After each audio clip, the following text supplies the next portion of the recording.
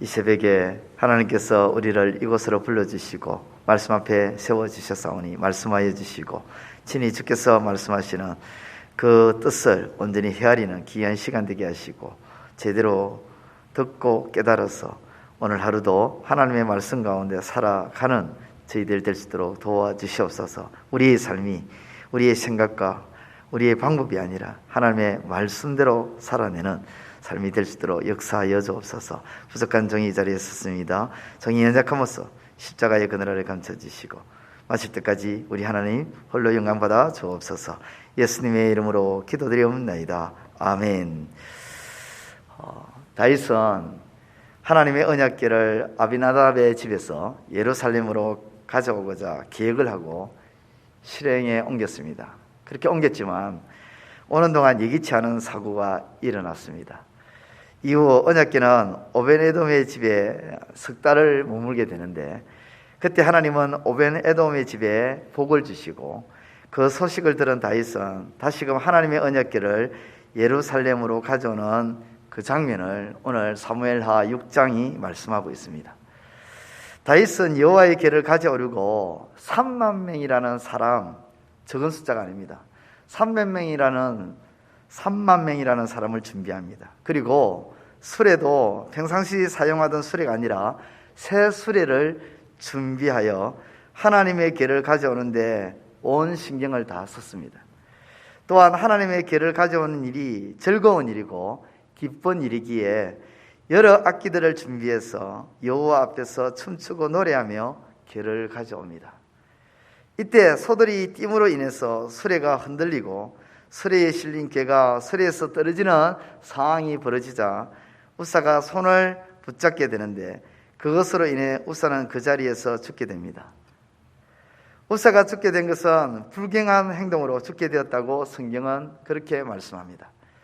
이 일로 다윗은 하나님을 두려워하여 궤를 가져오는 것을 꺼려합니다. 중도에서 포기해버린 것이죠. 그런데 여기서 우리는 생각해 보아야 할 부분이 있습니다. 다윗이 그토록 열심히 그것도 하나님을 위해서 열심히 준비하고 그래서 하나님의 궤를 옮기려고 했는데 왜 이런 사고가 일어났으며 우사는 하나님의 궤가 땅에 곤두박질 칠까봐 땅에 떨어지면 상하잖아요. 하나님의 궤인데 그래서 그것을 붙잡았을 뿐인데 죽음을 왜 맞이하게 되었냐는 것입니다. 왜 이런 일이 일어났을까? 하나님의 궤를 옮기는 방법은 짐승의 수레에 싣고 옮기는 것이 아니라 레위 지파의 고앗 자손이 궤의 고리에 막대를 끼워서 들어서 운반하게 되어 있습니다. 그리고 언약궤는 직접 손을 대거나 만지면 안 되었습니다. 그것이 그냥 사람들 사이에 그렇게 하면 된다 안 된다 이것이 아니라 율법에 그렇게 딱 명시되어 있었습니다. 민수기 4장 15절 진영을 떠날 때에 아론과 그의 아들들이 성소와 성소의 모든 기구 덮는 일을 마치거든 고앗 자손들이 와서 맬 것이니라. 그러나 성물은 만지지 말라. 그들이 죽으리라. 이렇게 딱 말씀이 기록되어 있다는 것이죠. 민수기 7장 9절에도 고앗 자손에게는 주지 아니하였으니 그들의 성소의 직임은 그 어깨로 매는 일을 하는 까닭이었더라. 그렇습니다. 하나님의 궤를 옮기는 방법은 짐승들이 끄는 수레에 실어서 옮기는 것이 아니라 고앗 자손, 레위 지파 출신인 고앗 자손이 언약궤의 고리에 막대를 끼워서 그것을 어깨에 메고 운반하게 딱 되어 있다는 것입니다. 하나님께서 그렇게 명시를 해놓은 것이죠. 언약궤는 성물이기 때문에 어떤 경우이든지 설사 수레에서 떨어져서 땅에 곤두박질 친다 하더라도 그 밑에 혹시 진흙이 있어서 그 진흙탕에 빠진다 할지라도 어떤 경우이든지 간에 아니면 떨어지는 그 지점에 더러운 짐승의 오물이 있다 할지라도 그것이 떨어진다 할 경우에 만지면 안 되는 것입니다. 그것을 만지는 날에는 죽음을 피할 수 없는 것입니다. 다윗은 이렇게 하나님의 궤를 옮기는 것을 몰랐을까요? 아니면 알고도 행하지 않았던 것일까요? 모르고 그랬다면 그것은 말씀에 대한 무지함입니다. 알고도 행하지 않고 자신의 열심만으로 하나님의 일을 행하려고 했다면 그것은 불순종이고 교만입니다. 무지든 교만이든 중요한 것은 하나님의 일은 하나님의 방법으로 해야 한다는 것입니다. 저는 개인적으로 말씀을 묵상하면서 다윗은 알고 그렇게 할 만큼 이때 이 당시 교만하거나 하나님의 뜻에 불순종하는 모습을 생각하지 않았습니다. 왜냐하면 5장에서도 철저하게 작은 일에도 하나님께 받은 은혜를 생각하면서 하나님께 여쭤보기 때문에 성경에 대한 무지, 하나님의 말씀에 대한 오히려 무지였다, 그런 생각이 들더라고요. 이유는 이 사건으로 다윗은 기분이 상해서 석 달 동안 궤를 옮기지 않고 있었는데 오벤에돔의 집에 궤가 있는 동안 하나님의 복을 오벤에돔과 그 집이 복을 받는다는 소식을 듣고 궤를 옮기려고 착수했다는 것입니다. 그때 다윗은 이전처럼 동일한 방법을 하지 않았습니다. 궤를 옮기려고 할 때 다윗은 이전의 과오를 생각했을 것입니다. 분명 하나님의 궤를 옮기는 것에 문제가 있었던 거야. 그것이 무엇이지? 이렇게 고민하며 마침내 그것을 찾아냈습니다. 그리고 하나님의 방법을 찾고 하나님의 방법대로 준비해서 하나님의 궤를 옮기게 되었던 것이죠. 어제 5장에서도 제가 여리고 여부스 성을 이렇게 함락시키는 그것에 대해서 구체적으로 설명을 하지 않았지만 다윗이 여부스 성을 침공할 때에 하나님을 의지하고 기도하면서 어떻게 침공했냐면요, 여부스 성 안에 들어오는 물줄기, 수로를 전혀 다른 사람들이 생각 안 했는데 다윗은 그것을 생각해냅니다. 결국 방법을 찾아내는 거죠. 이것도 분명히 다윗은 왜 이런 일이 일어났을까 생각하면서 고민하고 이 일을 착수했을 것입니다. 그러면서 하나님 방법을 알게 되었던 것이죠. 그러므로 다윗은 하나님의 말씀에 대한 무지했지 말씀을 알고도 그 소리는 불순종이거나 교만이 아니었던 것입니다. 우리도 그런 경우가 있습니다. 말씀에 대해서 무지할 때도 있고 말씀을 알고도 거스리고 불순종하는 경우가 있습니다.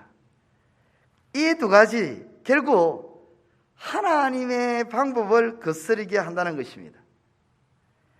하나님의 일을 하면서 하나님께서 맡기신 사역과 책임을 감당함에 있어서 우리는 무지함으로 혹은 불순종으로 감당하지 못하는 경우가 있습니다.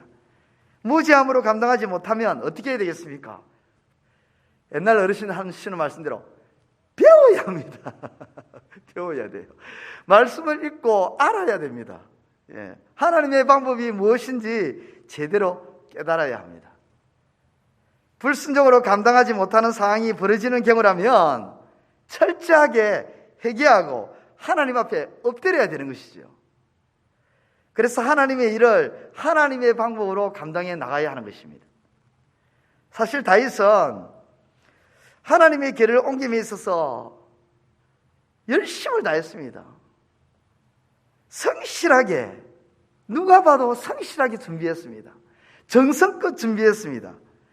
하나님의 궤를 옮기는데 온 신경을 다 썼습니다. 그의 열심과 정성, 수고는 누구도 손가락질을 할 수 없을 정도로 정말 엄지척 대단했습니다.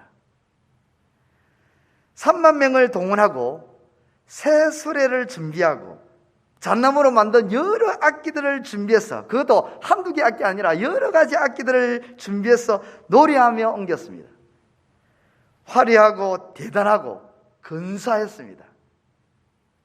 하지만 하나님의 일을 하는 데 있어서 하나님은 그 모든 것을 참작해 주지 않으셨습니다. 오직 하나님이 보신 것은 하나님의 방법으로 하느냐 하는 이것만을 하나님은 보셨습니다. 화려하지 않아도, 악기를 동원해서 노래가 없어도, 거창하지 않아도, 대단하지 않아도 하나님은 오직 뭐만 보시냐? 하나님의 방법대로 했느냐? 이것만 보셨다는 것입니다. 그렇습니다. 지금도 하나님은 하나님의 일을 해 나갈 때에 하나님의 방법만을 보십니다. 우리가 교회에서, 가정에서, 사회에서 살아갈 때에 하나님의 일을 해 나갈 때가 있습니다. 교회에서만 하나님의 일을 하는 것이 아니잖아요. 가정에서도, 사회에서도 하나님의 일을 합니다. 그 일들을 감당해 나갈 때에 하나님은 무엇을 보시느냐? 하나님의 방법으로 살아가고 있는지, 하나님의 방법으로 행하고 있는지, 이것만을 보십니다. 그것이 화려하지 않아도, 거창하지 않아도, 대단하지 않아도, 보기에는 보잘것없고 볼품 없어도 오직 하나님께서 보시는 것은 하나님의 방법, 하나님은 하나님의 방법으로 했느냐 하는 이것을 가지고 그 일에 대해서 판단하시는 것입니다. 그렇습니다. 하나님은 하나님의 일을 하나님의 방법으로 하기를 하나님은 원하십니다. 그 사실을 알고 오늘 하루도 하나님의 일을 해나갈 때에 하나님의 방법으로 감당해 나가시는 저와 여러분들이 다 되시기를 우리 주님의 이름으로 축원드립니다. 기도드리겠습니다. 하나님 아버지, 은혜를 감사합니다. 이 새벽에 저희들을 주 앞으로 인도해 주시고 사무엘하 6장의 말씀을 가지고 은혜를 나눌 수 있도록 하나님 기회를 주신 것 참 감사를 드립니다. 먼저 이 말씀을 통해서 제게 은혜를 주시고 제게 주신 이 은혜의 말씀을 사랑하는 믿음의 권속들과 함께 나눌 수 있도록 도와주신 것 감사합니다. 주신 이 은혜의 말씀이 우리 권속들의 심령 가운데 잘 박힌 모처럼 아버지 하나님 바뀔 수 있도록 도와주시고 뿌리 내릴 수 있도록 도와주시고 이 말씀을 통해서 10배, 30배, 60배, 100배의 놀라운 역사가 일어날 수 있도록 은혜 허락하여 주옵소서. 아버지 하나님, 우리가 하나님의 일을 감당해 나갈 때에 때로는 우리의 무지함으로 하나님의 일을 하고자 할 때가 있습니다. 아버지, 때로는 하나님의 방법을 알고도 아버지 하나님 교만하였어 불순종함으로 하나님의 일을 그르칠 때가 있는데 아버지 하나님, 오늘 말씀을 통해서 이제 하나님의 일은 철저하게 하나님의 방법대로 하나님의 말씀대로 감당해 나가는 저희들 될 수 있도록 하나님 도와주시옵소서. 잘 알지 못할 때에는 하나님께 지혜를 구하고 하나님의 방법이 무엇인지 하나님이 어떻게 말씀하시는지를 아버지 살펴보고 그 말씀대로 그 방법대로 해나갈 수 있는 저희들 되게 하여 주옵시고 혹 하나님의 말씀을 거스리고자 하는 우리의 욕망이 아버지 끌어오른다면 그런 욕망들을 하나님께서 끊어주시고 겸손함으로 하나님의 그 말씀 앞에 엎드리며 순종함으로 하나님의 일들을 감당해 나가는 저희들 다 될 수 있도록 은혜 허락하여 주옵소서. 아버지 하나님, 오늘도 우리 재건 부평교회 모든 권속들 어느 곳이 있든지 하나님의 말씀대로 하나님의 방법대로 살아내는 지혜의 권속들 다 될 수 있도록 도와주시고 오늘 총회가 있습니다. 이 총회가 하나님 뜻 가운데 은혜롭게 진행되고 마쳐질 수 있도록 역사하여 주옵소서. 예수님의 이름으로 기도드리옵나이다. 아멘. 하늘에 계신 우리 아버지, 아버지의 이름을 거룩하게 하시며 아버지의 나라가 오게 하시며 아버지의 뜻이 하늘에서와 같이 땅에서도 이루어지게 하소서. 오늘 우리에게 일용할 양식을 주시고 우리가 우리에게 잘못한 사람을 용서하여 준 것 같이 우리 죄를 용서하여 주시고 우리를 시험에 빠지지 않게 하시고 악에서 구하소서. 나라와 권능과 영광이 영원히 아버지의 것입니다. 아멘.